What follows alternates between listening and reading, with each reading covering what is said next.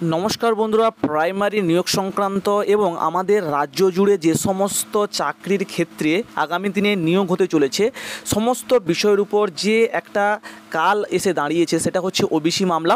তো সেই ওবিসি মামলা সংক্রান্ত বিস্তারিত তোমাদের কাছে আলোচনা করব এবং তার সঙ্গে সঙ্গে 2022-এ যে সমস্ত ক্যান্ডিডেটরা টেট পাস করে বসে রয়েছে আগামী দিনে তাদের নিয়োগ বিজ্ঞপ্তি আসার চান্স কতটুকু এই ওবিসি মামলার জন্য আসতে চলেছে, কিংবা এই ওবিসি মামলার ক্ষেত্রে কি কি বিষয় আমাদের প্রাইমারির ক্ষেত্রে বিস্তারিত উঠে আসছে সেটাও তোমাদের কাছে আলোচনা করব।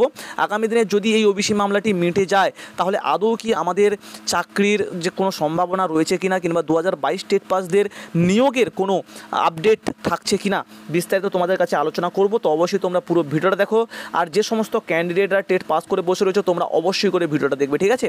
তো চলো শুরু করা যাক আজকের এই ভিডিওটি। তো বন্ধুরা, আজ সুপ্রিম কোর্টে ওবিসি মামলা সেটা কিন্তু সংরক্ষণ হয়েছে এবং নতুন তথ্য জমা করা হয়েছে কলকাতা হাইকোর্টে। তো তোমাদেরকে প্রথমে একটু বিস্তারিতভাবে জানিয়ে দিই যে তোমরা প্রত্যেকেই জানো এই যে ওবিসি মামলাটি, সেই ওবিসি মামলার ক্ষেত্রে আমাদের কলকাতা হাইকোর্ট থেকে যে রায় প্রদান করা হয়েছিল সেখানে বলা হয়েছিল যে সমস্ত ওবিসি যে ক্যাটাগরি যুক্ত করা হয়েছে তাদের উপর কিন্তু একটা স্থগিতাদেশ দেওয়া হয়েছিল। তো সেটাকে নিয়ে আবার চ্যালেঞ্জ জানিয়ে সুপ্রিম কোর্টে যাওয়া হয়। তো সুপ্রিম কোর্ট থেকে কিন্তু গত যে রায়টা প্রদান করা হয়েছিল কলকাতা হাইকোর্টের পক্ষ থেকে সেটার উপরে কিন্তু একটা স্থগিতাদেশ জারি করা হয়েছে। তো বিস্তারিত আমি তোমাদের কাছে আলোচনা করছি। তো পশ্চিমবঙ্গ সরকার সুপ্রিম কোর্টে ওবিসি মামলার যে সংরক্ষণ সেটার একটা নতুন মোড় কিন্তু এনেছে। তো রাজ্যের অনগ্রসর শ্রেণীর মানুষদের জন্য সংরক্ষণ নীতি নিয়ে যে আইনি লড়াই চলছিল তাতে পশ্চিমবঙ্গ সরকারের একটি নতুন স্পেশাল লিভ পিটিশন দায়ের করেছেন। এই নতুন পদক্ষেপে রাজ্য সরকার ওবিসি তালিকাভুক্তদের জন্য নতুন করে সমীক্ষা চালিয়েছে এবং সেই সংক্রান্ত সমস্ত তথ্য প্রমাণ সুপ্রিম কোর্টে জমা দেওয়ার নির্দেশ নিয়েছে। তো এই মামলাটি শুধুমাত্র আইনি লড়াই নয়, পশ্চিমবঙ্গের লক্ষ লক্ষ মানুষের ভবিষ্যতের সঙ্গে কিন্তু জড়িয়ে রয়েছে। পশ্চিমবঙ্গ সরকার এই পদক্ষেপ কতটা সফল হবে তা বিষয়ে কিন্তু এখনও বলা সম্ভব হচ্ছে না। তবে এই নতুন তথ্য প্রমাণ যে মামলাটির একটি নতুন মাত্রা যোগ করবে তা নিয়ে কিন্তু কোনো সন্দেহ নেই। তো মামলার সর্বশেষ পরিস্থিতিটা কি রয়েছে? সুপ্রিম কোর্টে পশ্চিমবঙ্গ সরকার এই নতুন পদক্ষেপ মামলাটিকে আরও জটিল করে তুলেছে।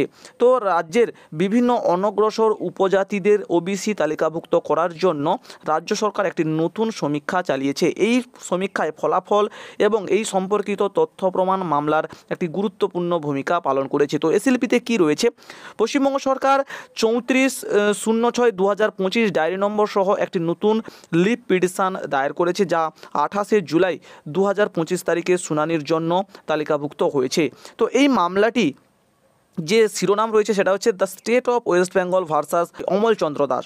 এবারে বেঞ্চের যে বিবরণ সেটা কি রয়েছে যে ওবিসি মামলাটি মাননীয় প্রধান বিচারপতি VR গাভাই, বিচারপতি কে বিনোদন চন্দ্রন এবং বিচারপতি NV আনজারিয়ার বেঞ্চে কিন্তু শুনানি হচ্ছে। তো নতুন এসএলপি বা ডকুমেন্টের উদ্দেশ্য কি? পশ্চিমবঙ্গ সরকার রাজ্য জুড়ে একটি নতুন সমীক্ষা চালিয়েছে যার মধ্যে বিভিন্ন ওবিসি উপজাতিকে চিহ্নিত করে তালিকায় অন্তর্ভুক্ত করার চেষ্টা করা হয়েছে। এই সমীক্ষা তথ্য থেকে যে অনুসন্ধান পেয়েছে সেটা সুপ্রিম কোর্টে জমা দেওয়ার পরিকল্পনা কিন্তু করেছে সরকার। তো জমা দেওয়ার নথি 17 জুলাই 2025 আবেদনকারীর অতিরিক্ত নথি জমা দেওয়ার অনুমতি চেয়ে এই আবেদন দায়ের করে, যা আদালতের বিবেচনার জন্য কিন্তু প্ররোচিত হচ্ছে। মামলার তালিকা ও শুনানির কি বিবরণ রয়েছে? Case listing. তো মামলাটি প্রধান বিচারপতির সভাপতিত্বে কোর্ট নম্বর 1-এ তালিকাভুক্ত হয়েছে এবং 10:30 কিন্তু শুনানি শুরু হয়েছে। এবং সেই মামলা থেকে যে গুরুত্বপূর্ণ বিষয়টি উঠে এসেছে সেটা হলো এই যে এই মামলার শুনানি থেকে যে বিষয়টা উঠে এসেছে যে ওবিসি মামলায় স্বস্তি রাজ্য সরকারের। ওবিসি মামলা কলকাতা হাইকোর্টের নির্দেশের উপর স্থগিতা দিল সুপ্রিম কোর্ট। এই মামলায় আপাতত স্বস্তি রাজ্য সরকারের। মামলা ফেরানো হয়েছে কলকাতা হাইকোর্টে। নতুন বেঞ্চ নির্ধারিত করে শুনানির জন্য হাইকোর্টের প্রধান বিচারপতিকে নির্দেশ দিয়েছে সর্বোচ্চ আদালত। আগামী 6 থেকে 8 সপ্তাহের মধ্যেই কিন্তু কলকাতা হাইকোর্টকে শেষ করতে হবে এর শুনানি। তো এরকমটাই কিন্তু নির্দেশ দিয়েছে সুপ্রিম কোর্ট। জানালো যে আমরা বিস্মিত হচ্ছি হচ্ছে কিভাবে প্রশাসনিক সিদ্ধান্তের উপর স্থগিতাদেশ, এই নিয়েই কিন্তু মোটামুটি একটা শুনানি এসছে। তো বন্ধুরা, পরবর্তীতে আপডেট পেলে পরবর্তীতে কবে নাগাদ এই মামলাটির শুনানি শুরু হয় কিংবা ডেট যদি প্রদান করে অবশ্যই তোমাদের কাছে আলোচনা করব, এবং তার সঙ্গে সঙ্গে কাদের বেঞ্চে এই মামলাটির শুনানি হতে চলেছে পরবর্তী ভিডিওতে অবশ্যই তোমাদের কাছে আলোচনা করব। তো এই পর্যন্তই আজকের ভিডিও, এবং তার সঙ্গে সঙ্গে বলে রাখি 2022-এর যে সমস্ত ক্যান্ডিডেটরা টেট পাস করে বসে রয়েছে, এই মামলাটি মিটে গেলেই হয়তো তাদের জন্য একটা আশার আলো ফুটতে পারে। তো দেখা যাক আগামী দিনে কি আপডেট আসে, অবশ্যই তোমাদের কাছে বিস্তারিতভাবে আলোচনা করব। তো চ্যানেলের সঙ্গে থাকবে, চ্যানেলকে সাবস্ক্রাইব করে পাশে থাকবে। দেখা হচ্ছে পরবর্তী ভিডিওতে। ভালো থেকো সবাই, সুস্থ থেকো সবাই। Thanks for watching. টাটা, জয় হিন্দ, বাই।